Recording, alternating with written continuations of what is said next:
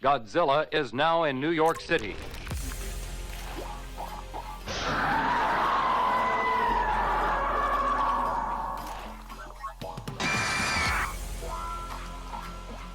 Monster 01 and 02, commence the attack.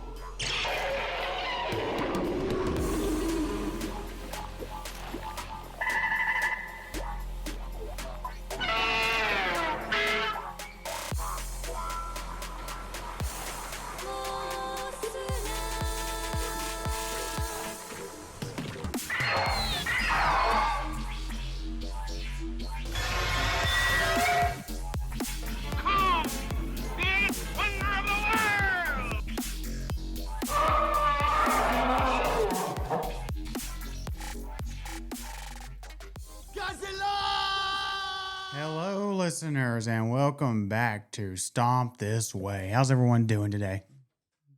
All right. You are everybody. You are everyone.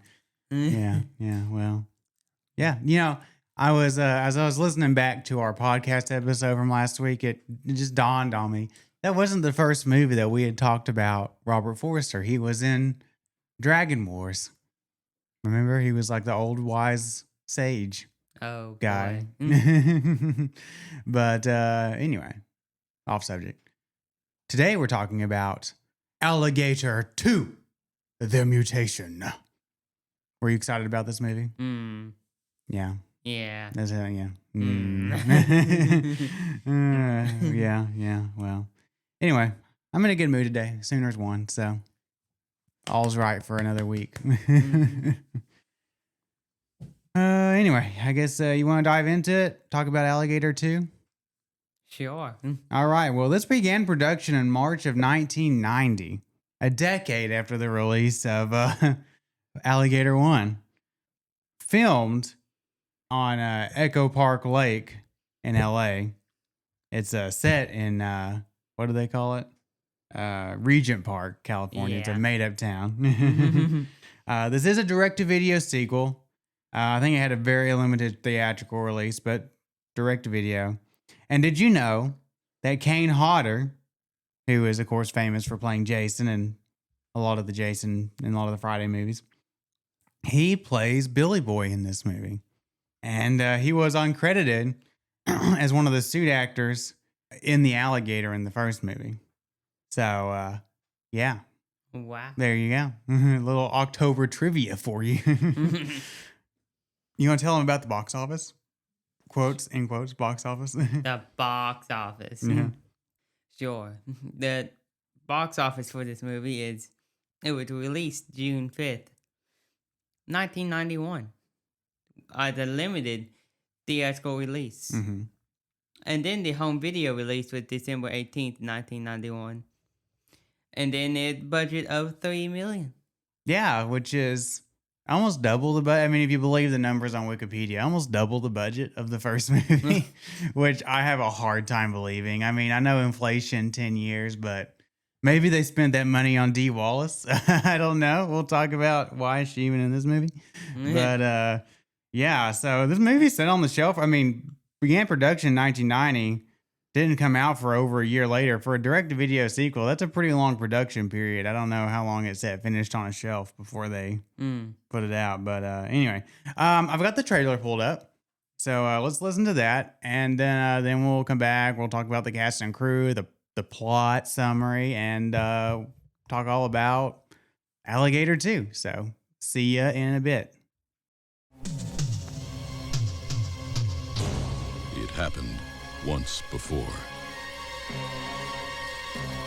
It killed 17 people and terrorized an entire city.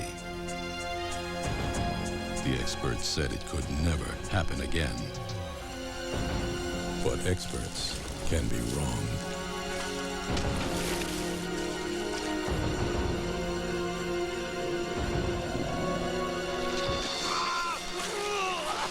My father and my uncle didn't come home last night. My mother's upset. In 30 years, he's never been out all night.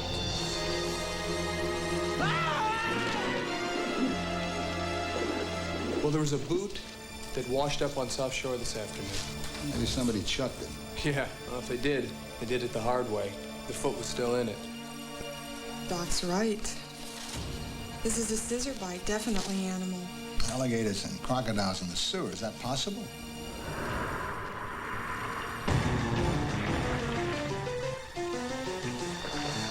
It's not safe to stay, lady. Times have changed.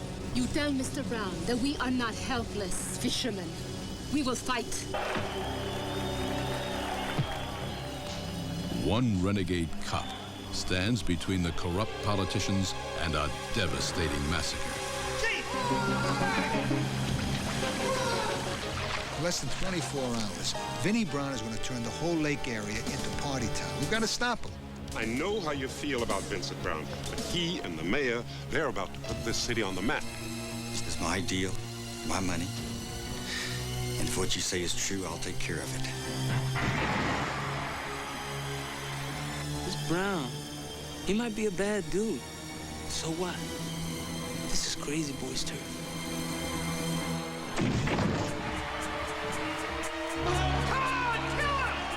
You've got until noon tomorrow. If Brown's hunters haven't found that thing by then, I'm barricading the park. That bad old gator scaring the crud out of everyone, is he? I'm gonna have to have me a talk with that old boy.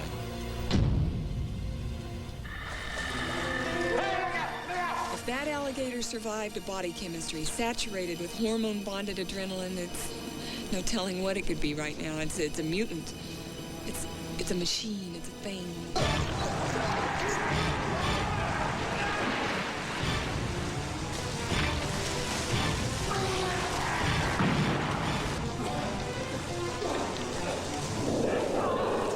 His home's been invaded. He's gonna stake out new territory. That means a rampage, Hodges. That thing out there, it's still alive. I could feel it. It's a walking bomb, David.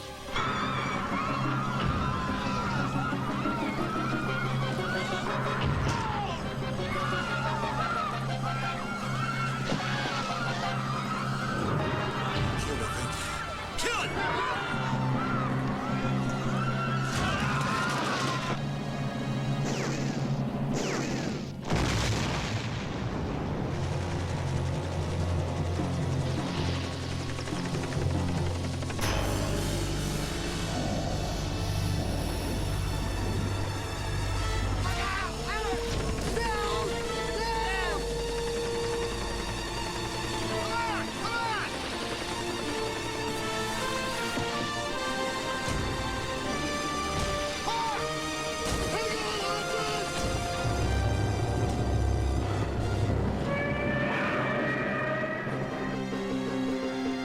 Alligator II.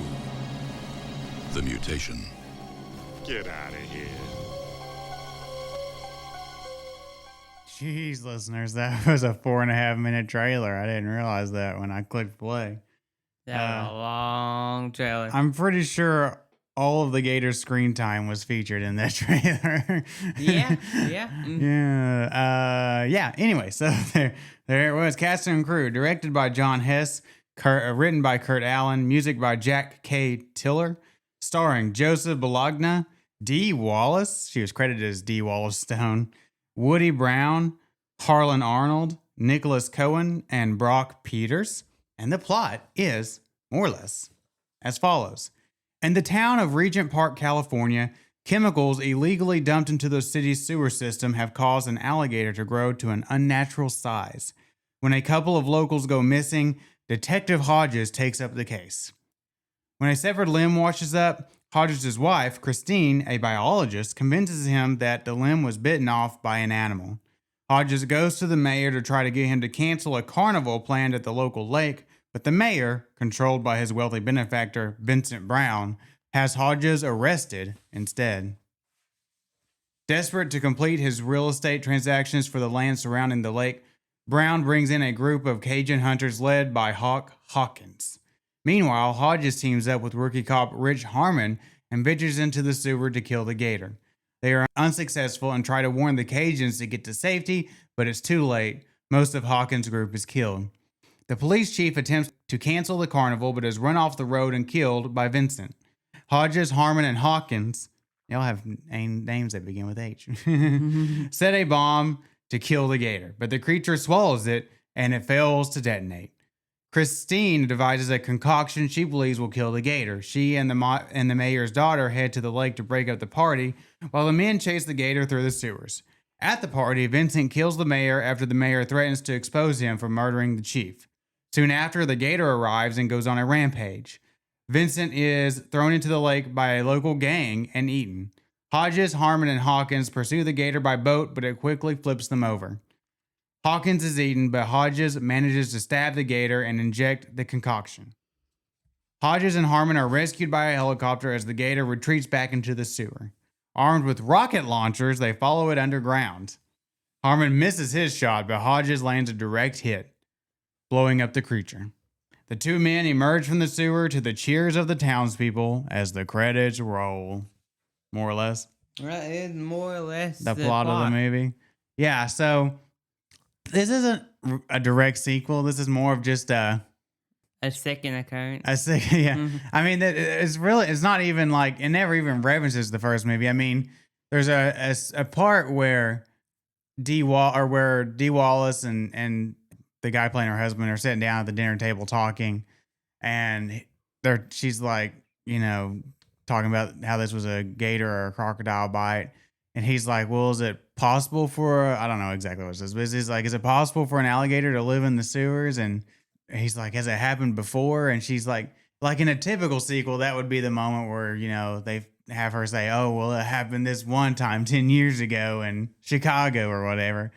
But no, they don't even reference the other movies. She's like, oh, well, it's rumors in New York, but they, gives the same speech about how they couldn't grow very big and all that. Yeah. So not even, I mean, more of just like an anthology movie, like another instance of a gator growing giant and killing people. But anyway, not that it matters. Regardless, the movie opens with we get the shot. It opens with like a shot of the sewer of like a rat chewing on a human skeleton that's in the sewer for some reason. And we just get pan up through the manhole. And a character conveniently just immediately explains to us, oh, we're dumping toxic chemicals. Yeah. And with this scary, like, Russian dude looking over him. Or was it Vincent looking over him or his henchman? I don't remember. But anyway.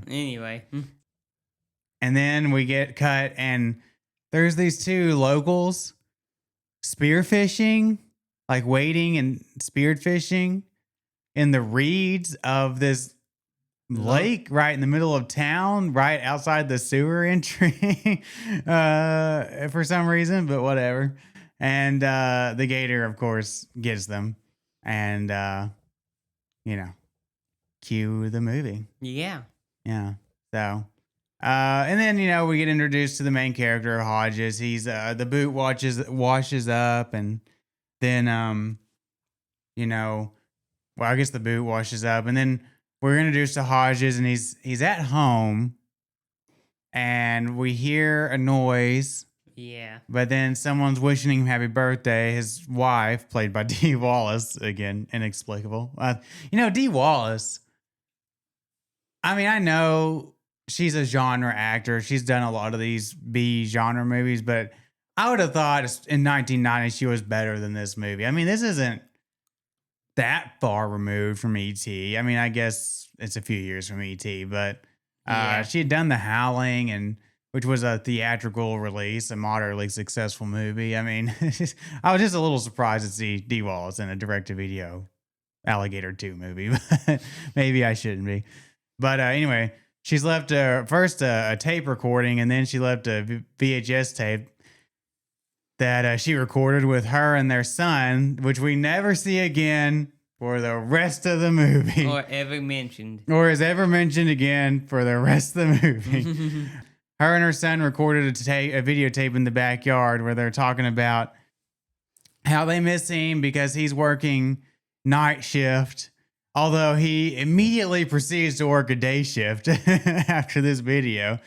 So that was weird, but whatever. And she's gonna send the kid off to her parents' house because she's gonna give him a birthday gift, wink wink, when he gets home after they go on a date. Yeah. I think the date's not at home.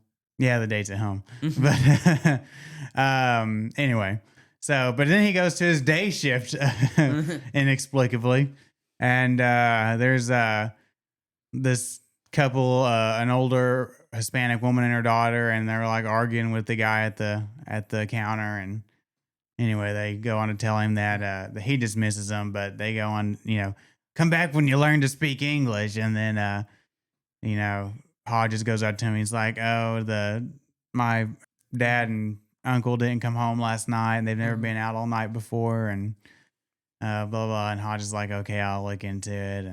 And he's like, they weren't like saying, like, dismissing your authority. They're dismissing or just questioning your intelligence or whatever. Yeah. The movie tries to have some humor. Like, one of the things that made that first movie work was that it had humor and wit and knew, they knew what kind of movie they were making. This movie tries to repeat that, but less successfully. A lot more cringe than funny in this movie.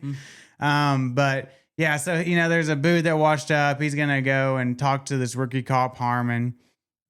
And he's like, they must have tossed it. And he's like, well, they did it the hard way because the foot was still in it. And, then he takes it to like the local coroner or whatever. And he spits some BS sciencey mumbo jumbo about amino acids and adrenaline or something. And then he sends it off to his wife. His wife works at the university, I guess, as a biologist or something. And then Dee Wallace, like a big part of her role in this movie is just to spit scientific mumbo jumbo about amino acids or something, and how this has to be an animal bite, and how the chemicals don't make sense. This is like, some crazy combination of chemicals and that they've created. But anyway. Yeah, and then, normal B movie stuff. I don't remember exactly how it all goes down, but at one point, what happens next? Well, next, he called his wife. Yeah, because the wife is like, she says, I can't say for certain. And then like he goes to the lake one day, and there's a little boy. And well, after that, he went to the lake to investigate. Right. And that's where he went into the well, before that, he went to the lake, and it's during the day, and the boy's ball gets eaten by the alligator. That was later.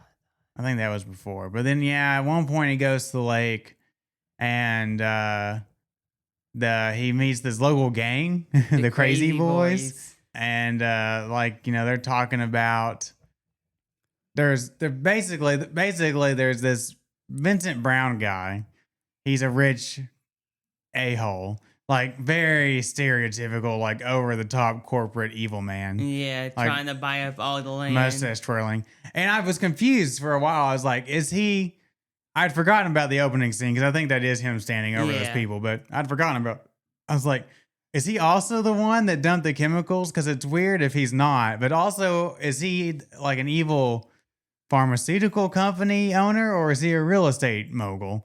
Which, it's probably some, conglomerate, which would probably be closer to reality. But for script reasons, you would want to make him like one or the other. Either an evil pharmaceutical mogul or an evil real estate mogul. Mm-hmm. It's kind of muddy that he's both. But then didn't he have that fighting ring too? He's got some kind of underground, wrestling thing going on too. But he's basically, from what I gather, he's trying to buy up all the real estate around the lake to build, I don't know, condos or something. And he's trying to basically bully the locals out of their homes into selling to him. And he's planning this like carnival at the lake where he's going to hold like a big auction for the houses or something. No, I think he's trying to buy the houses. He is, but there was also, I don't know. I don't know exactly what he wants to accomplish with the carnival other than, I don't know. But anyway, he's going to throw this big carnival at the lake. And of course, when Hodges starts going around telling everybody there's a gator on the loose, that doesn't sit well with him. And nobody wants to show up to his carnival. No one wants to show up to his carnival. So when they go to like the scene with like the underground wrestling ring or whatever, Yeah. and he tells and Hodges is trying to get the mayor to like cancel the carnival. And Brown comes in and is like, you better have him arrested and or whatever he says. And the mayor puts him on house arrest. And so the rookie was with him, Harmon. Yeah. And he like handcuffs him to himself. And then you have like the yuck moment where they go to he says, I got to go to the bathroom. And then he like goes into the stall and he's like, are you going to share this intimate moment with me? And so he convinces him to take the cuffs off. Or actually, they both go into the stall, and then he comes out. Somehow he got the rookie cuffed to the pipe, to the toilet. He convinced the rookie to take the cuffs off. Yeah, and he cuffed the rookie to the toilet. And then there's another character that shows. There's quite a few characters in this movie. Way too many for a 90-minute movie. The mayor's daughter shows up, and she's all mad because she thinks, and she's right, that Vincent Brown is bullying her father, the mayor, and she's come to stand up to him or whatever.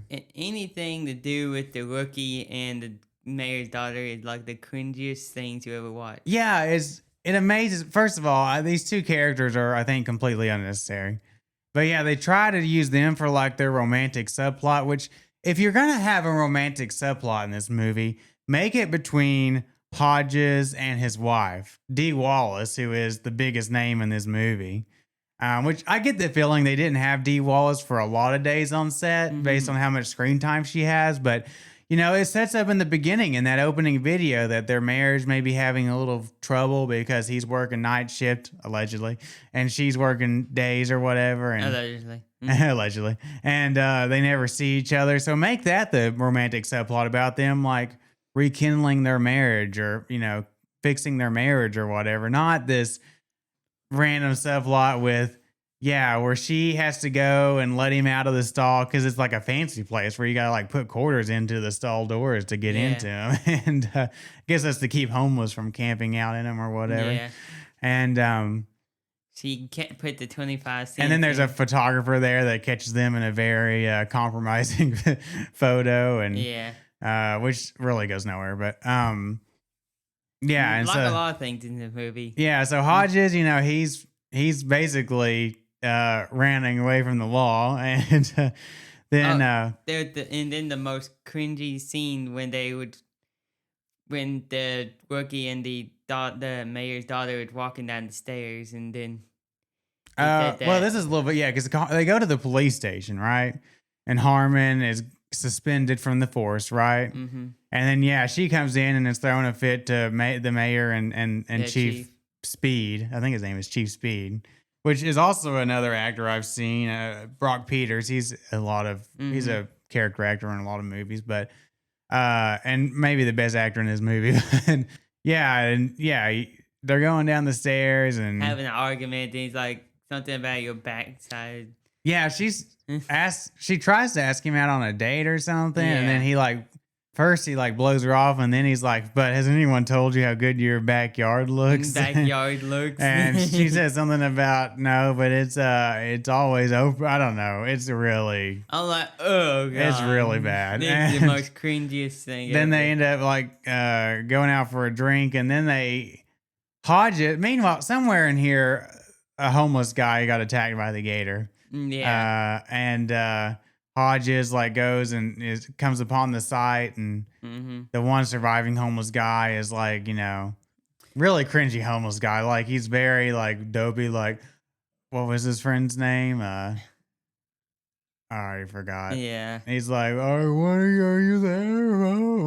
And anyway, he was a good guy. He was my best he's friend. and he tells Hodges that there was a giant crocodile. He's or like, whatever. you don't think I was on on stuff, right? Yeah, on the DT or whatever. DT. Or down doing DT or whatever. And he's like, no.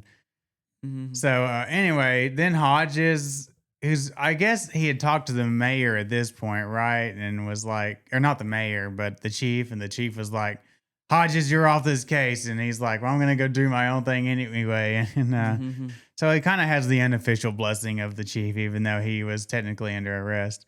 But he goes and the chief likes him. he goes to Harmon's apartment, and Harmon and the mayor's daughter are about to get down, but he interrupts and has a little scuffle, and then him and Harmon get along really well, really quick. yeah. Harmon is supposed to be a rookie cop. The guy looks like he's in his mid-30s, which I know anyone can become a cop at any age. Just a little weird that they picked that guy to be. I thought they'd have picked someone younger, but anyway. You can be 50 and still become a cop. I guess, isn't that a whole TV show with Nathan Fillion where he's like 50 and the first time cop or something? The rookie. But anyway, what happens? Yeah, so they do that. The homeless guy gets eaten. The first half of this movie, so it's about 30 minutes. You know, we have the attack at the beginning. You have a brief scene where the gator pops out of the water and eats the ball in the lake. 30 minutes in is where the homeless people get attacked, and you kind of see a glimpse of the gator shaking the guy back and forth in his mouth, and the tail comes in very slow, like taps the homeless guy, and then he like goes flying into the concrete wall. But then it's about halfway through the movie, about 45, 46 minutes, where we get our first real action sequence, I guess, where Hodges and Harmon go into the sewer, and the gator prop is kind of floating through the water at them, intercut with scenes of a real alligator. And they are like, they start running from it, and then he tries to shoot it and it doesn't work. And then he throws a grenade in the sewer system and that doesn't work. And then they set charges to like cave it in, and that doesn't work. And then he goes to the, meanwhile, Brown has like told his henchmen to find some gator hunters. It's one henchman. His one Russian or whatever henchman. Yeah. And so they... Where do I find gator? Yeah, they have these people roll in. One of them is Kane Hodder, but the main guy, his name is Hawk Hawkins. Hawk Hawkins. And they're like very bad Cajun stereotypes. Yeah. And I don't know how they got there so fast, because if this movie's set in California... They said they were driving over 80 the whole way there. And they had to drive from Louisiana. That's got to be a 2-day drive at best. But anyway, whatever. Anyway, they come in. There's a handful of them. And they're going to go down the sewer. But Harmon and Hodges come up and they're like, where are Brown's boys? And they're like, they're going to the sewer. And he gets on the radio and he's like, you got to get out of there. This ain't no normal gator. What is the Hawk says, we're professionals. And he's like, this isn't a professional gator. And then they get attacked and most of them get killed. But his brother and his two best friends. His brother and I think Billy Boy, who is Kane Hodder, gets killed, and one of the others. Yeah. I think there's 2 survivors. One of them gets pulled out of the sewer and never comes back into the movie. And then Hawkins gets pulled out by Hodges. And I have some unfinished business. You can't cut me out, Hodges. I've got some unfinished business. And yeah, and then, you know, they're gonna, I don't know, whatever. They're gonna go and make a homemade bomb with some dynamite and a timer, and a detonator, and go put it in the sewer. And the alligator like pulls it off the cord, and it doesn't go off, and it eats it. And I was like, isn't that a Peter Pan thing? I had to Google it because it's been forever since I watched anything Peter Pan related. But other than that horrid Poohverse movie, but there was like a TikTok crocodile or whatever that was always trying to eat Captain Hook, but you could always hear him coming because he had eaten the clock and it was always ticking or whatever. But anyway.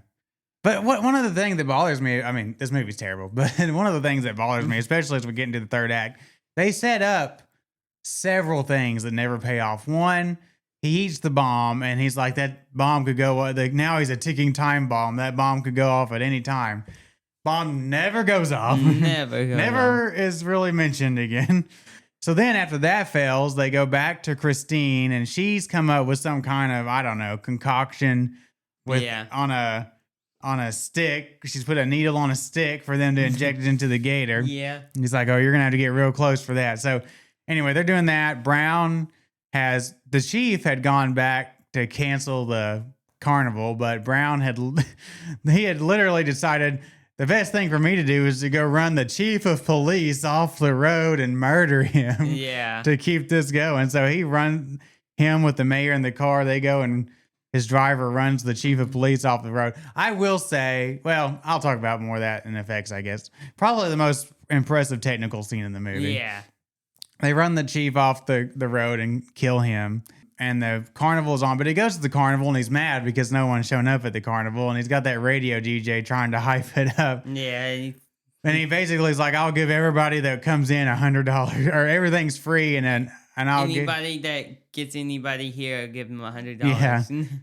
So he gets the party going, but the men send Christine and the mayor's daughter off to get everybody out of the carnival. Yeah. While they go chasing the gator into the sewer some more or something, and he's like, oh, he's gonna go back out into the lake, and so the gator, of course, shows up at the carnival. And they have that whole plan where they're like, we're gonna keep the gator in the sewers, but they never do anything. Yeah, never comes to fruition at all. Mm-hmm. The gator gets to the lake, gets to the carnival, starts wreaking havoc. You know, the classic. Throwing the tail around, knocking people everywhere, biting limbs, you know, whatever. Hodges gets back to the carnival. Brown has, again, in his infinite wisdom, he's like, oh, the mayor's like, they're on the Ferris wheel. And he's like, I'm going to have to tell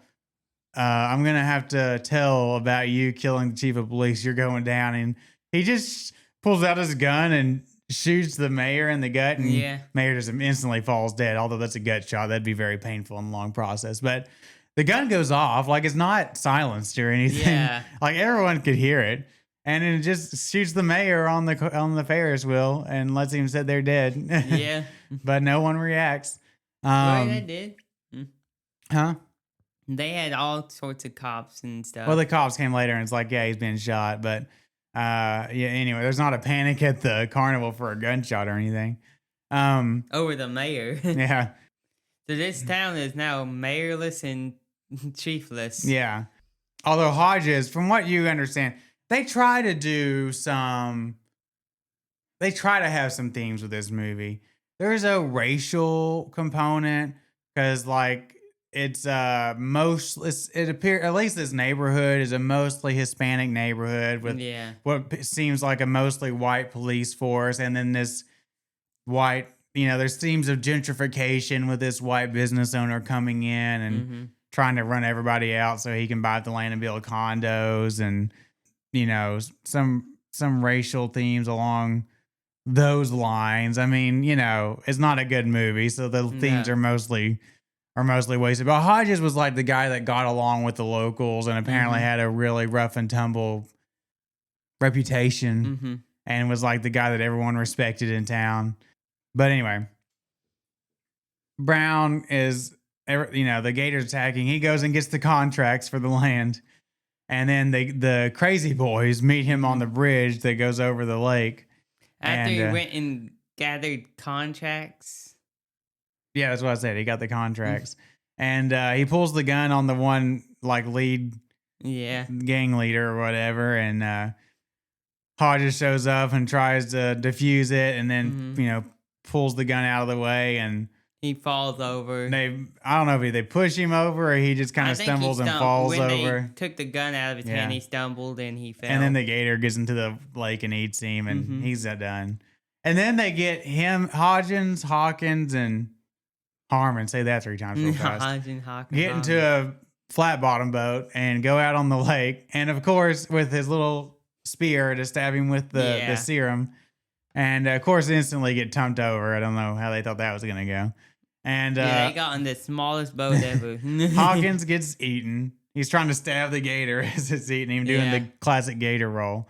But Hodges is able to get under the gator and stab him with the serum. But again, the second thing, the serum doesn't work, doesn't really do anything, doesn't come back into play or really at all. Just like dynamite. Just like the dynamite. They get rescued by a helicopter. I guess, I don't know where this helicopter came from. Why does it have the police helicopter? Why does it have rocket launchers sitting in it? The chief had said something about getting some weapons from like the National Guard Armory or whatever. Yeah. But I'm not sure. He's dead though. I don't know. But they have 2 rocket launchers now for reasons, plot reasons. I don't know. I guess we never saw his body. Yeah. So they go back into the sewer, and Harmon fires first, misses, and then Hodges fires and blows up the gator.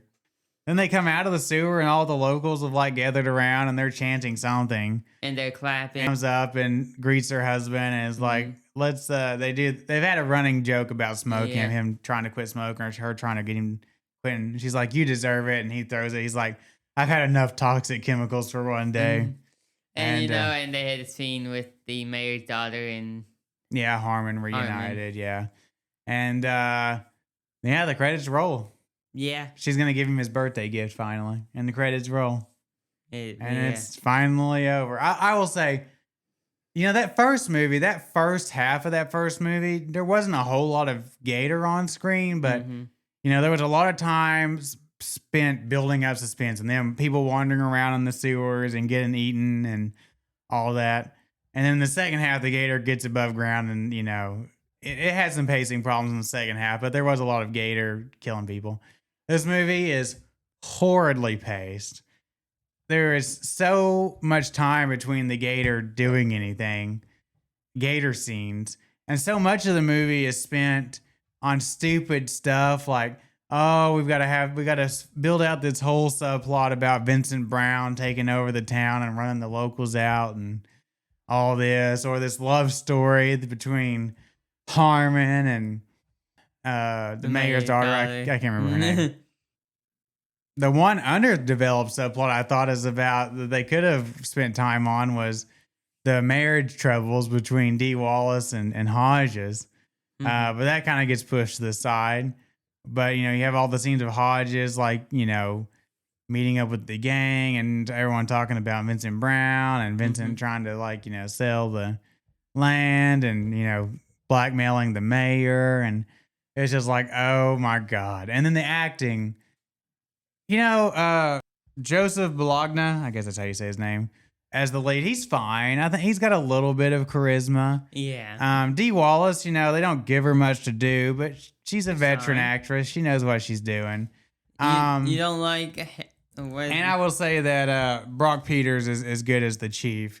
But, everyone else is bad. The background cops, the ones that have, one line and stuff, are all super cringy. The ones that are everywhere that he keeps running into about walking. The guy playing Harmon is pretty bad. The chick playing the mayor's daughter is pretty bad. The guy playing Vincent Brown is just so over the top, generic bad guy. Yeah. No character whatsoever. It's just like he's this generic corporate bad guy. Generic corporate bad guy. It's just so boring. And this movie's like 93, 94 minutes, but it felt like it went on forever. And then the gator scenes, when it's supposed to be exciting, we'll talk more about it in effects and it was just a gator swimming. But yeah, there's action scenes are so unexciting. Mostly just a prop floating slowly in water towards people. Or a real gator just walking. Or footage of a real gator just walking around. And they're like, and then the gator always moves so slow. And the people are always like, oh no. Yeah. And it's just so, and then the movie ends there's 3 endings, where, they set up 3 times where you think it's going to end, he eats the bomb. It doesn't go off. They inject him with the serum. Doesn't do anything. And then they finally blow him up with the bazooka. Yeah. And it's like, oh my God. But, pretty terrible movie. I mean, there's a couple of intentional chuckle moments, funny lines, couple of unintentional funny moments. But, not very good. No. not very good. But creature design? Sure.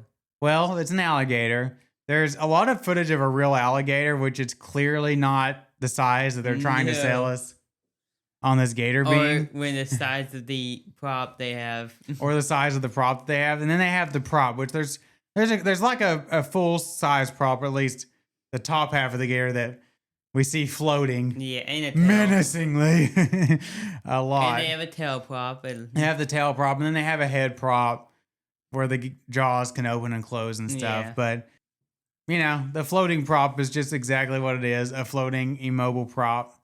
And not menacing at all and super slow.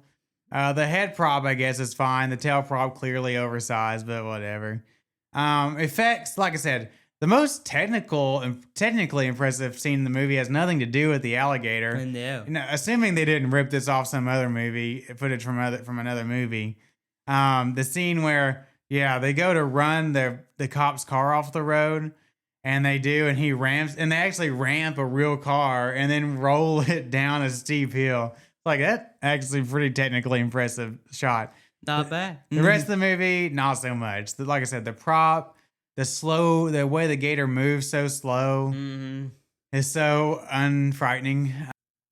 And then the way they like cut the footage of the prop and the live gator together, and then, you know, this is a technically unimpressive movie, all in all. But and then score, I mean, it's pretty generic. The only time it really stood out was when the Cajun hunters roll up for the first time, and I think they're trying to play like some Cajun song, but it sounds more like an Irish tap dance or something. It's like a Cajun Irish like Western mixed. Yeah, I don't know, but it was just hilariously bad. But the rest of the time is pretty generic. But yeah, final thoughts. Why don't you go for it? Well, like I said, this movie is not the greatest ever created, but you know, it's not that good actually. Yeah. The acting in it, some of the actors try. Some. Yeah. Like two of them. Two and a half. I think, like I said, D. Wallace, Joseph Bologna, Brock Peters, they're fine. And, you know, there's some good moments, good laughs in this, good chuckles, at least. Then, you know, there's one good effect shot, like you said, with the car. The gator is not that good. Yeah. The gator is bad. Yeah. It's just either a real gator or a really bad prop. Yeah. And, you know, the storyline in this is very, very everywhere. Yeah. All over the place. And when it's not all over the place, it's like the most generic lines you could ever create. Yeah. And, you know, I think the effects... Yeah. Yeah, not the best. Yeah. Could have been better. Yeah. Some cool explosions, I guess. Good explosions. When the gator blows up at the end. That's all their budget. If that wasn't recycled from the end of the first movie. Yeah. Did they blow up the gator in the first movie? Yeah, remember they had the bomb in the sewer and then blew it up. Yeah. Boom. Boom. And, you know, I think the score is very underwhelming. Yeah. Like you said, the only thing I remember about score is when the Cajun people came into play. They're like playing this weird Irish Cajun Western mix thing, and it's like, what is this? Yeah. And the way those people act is just so over the top Southern. Yeah. Yeah, you know, I think I'll give this movie, I'll give it a D+. A D+? All right, yeah. I mean, listen, like we said, I mean, it's a cheap movie. The acting is mostly bad. Lots of cringy dialogue. They try to do some yuck moments, like bits with the bathroom stall, and a couple of moments with Harmon and Hodges, but it all just falls pretty flat or comes off as cringy. Yeah. The gator, very unimpressive. The action sequences, painfully unexciting. Just such a stereotypical bad guy performance. Mm-hmm. It's just a bad movie. It's a bad movie. Several plot devices that are set up that never pay off. I mean, it avoids an F because there are a couple of intentional funny moments, chuckle moments. I wouldn't say laugh out loud.